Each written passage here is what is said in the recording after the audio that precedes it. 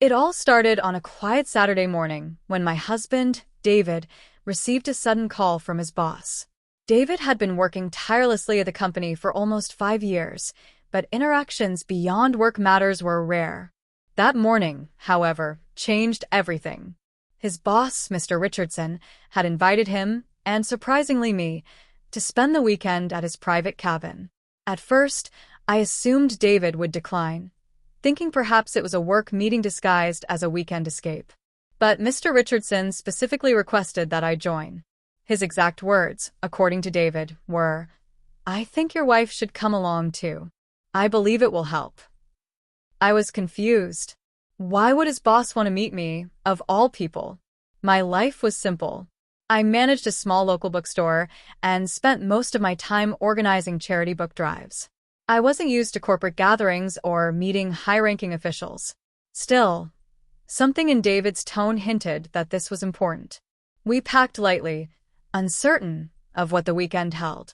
The drive to the cabin was long yet peaceful. Rows of towering pines framed the winding road, and the soft hum of the engine lulled my worries. When we finally arrived, the cabin stood like something from a postcard, rustic yet beautiful, nestled amidst nature. The sunlight filtered through the trees, casting a serene glow over everything. Mr. Richardson greeted us personally. He wasn't the strict, intimidating man I had pictured from David's stories. Instead, he seemed relaxed, even kind, though his eyes carried a depth of experience. He welcomed us warmly and insisted we treat the cabin as our own. What happened next shaped the course of my life in ways I never expected. The weekend wasn't about business meetings. Instead, it was a time of reflection and heartfelt conversations.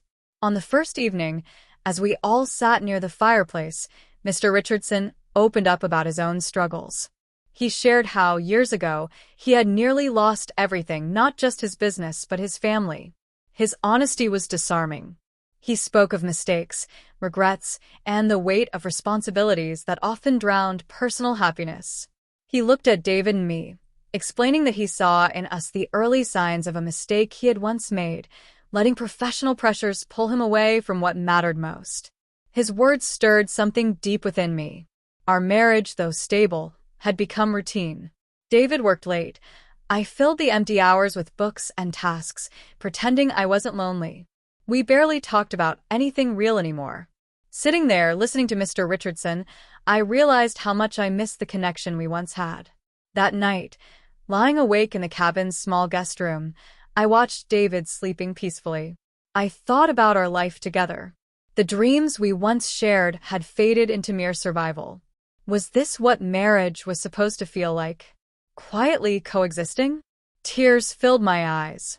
Not from sadness alone, but from the realization that I wanted more.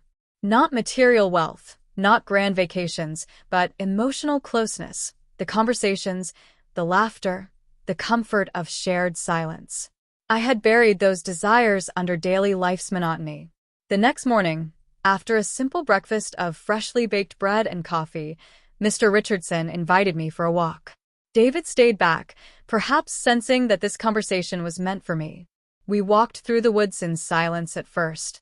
Then, unexpectedly, he spoke about my strength. "You may not realize it," he said gently, "but you're the anchor in David's life. He admires you more than he knows how to say." His words caught me off guard. I had never seen myself that way. But as we walked, he shared insights about balance between work and life, between giving and receiving. He wasn't just David's boss anymore. He became a mentor, someone who understood the hidden struggles of holding a marriage together amid life's pressures. I returned to the cabin with a heart full of clarity. That weekend became the turning point of my life, not because of what Mr. Richardson said, but because of what I finally allowed myself to feel.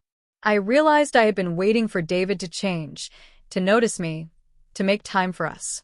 But maybe, just maybe, I needed to take the first step. That night, as the sun set behind the mountains, painting the sky in hues of gold and pink, I asked David if we could talk. Really talk. We sat outside the cabin, wrapped in blankets, and I told him everything. My loneliness, my fears, my hope that we could find each other again. Not as strangers sharing a house, but as partners sharing a life. To my surprise, he didn't get defensive. Instead, his eyes filled with tears. "I've felt it too," he whispered. "I just didn't know how to fix it." We promised each other that night that we would try. Not by making grand plans, but by making small changes. Coffee together in the morning. Weekend walks without phones. Regular conversations about our dreams, not just our responsibilities. When we left the cabin the next morning, something had shifted between us. Mr. Richardson shook my hand and said softly, "I'm glad you came." Months have passed since that weekend. Our lives aren't perfect, but they are more connected. We laugh more. We argue less. We plan simple things together, like planting a small garden or organizing a community event. David changed in small ways, but I changed too. I stopped waiting for life to feel meaningful. I started making it meaningful. Sometimes, life's turning points don't come with big announcements or dramatic decisions.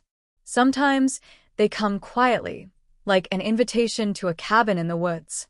And for me, that invitation became the moment I remembered what it meant to love and be loved. The cabin still stands there, a silent witness to the weekend that saved not just my marriage, but my hope. And I will always be grateful I said yes to that visit.